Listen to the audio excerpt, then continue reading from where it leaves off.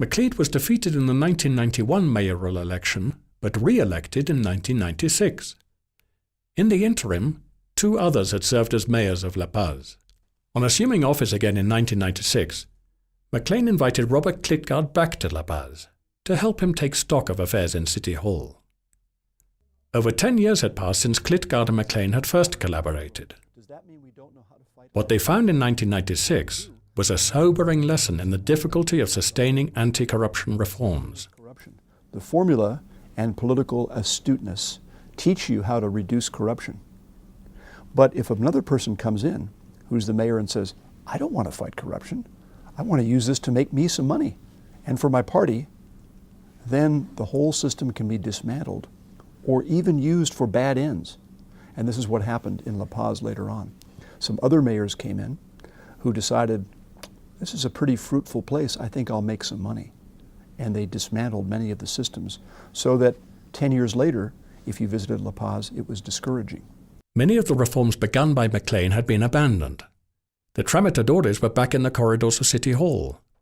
There was no single registry window anymore, and the system of contracting out to private firms for public works projects had become an opportunity for employees to extort bribes.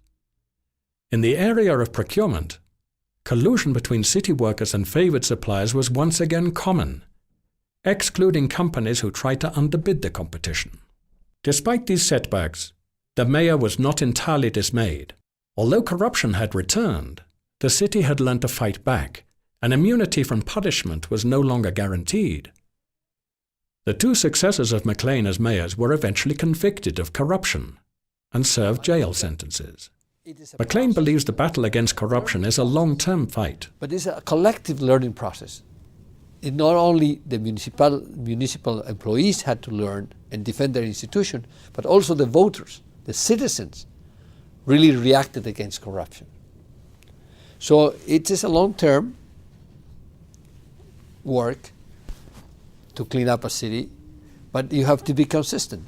But it took me, more than 10 years of being involved in elections and campaigns and reforms within the city, and I think that we have achieved something.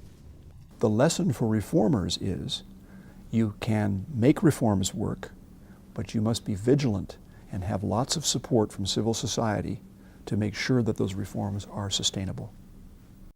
Robert Klitgaard believes that new technologies will be a great asset in sustaining reforms and anti-corruption programs in the 21st century. The internet is a great age now, because with blogging and with all sorts of things, it's easier and easier to find out who's living a lavish lifestyle, who's got a great boat off the coastline and so forth. So it's easier for us to uncover. And I think, therefore, I'm optimistic about the future of fighting corruption.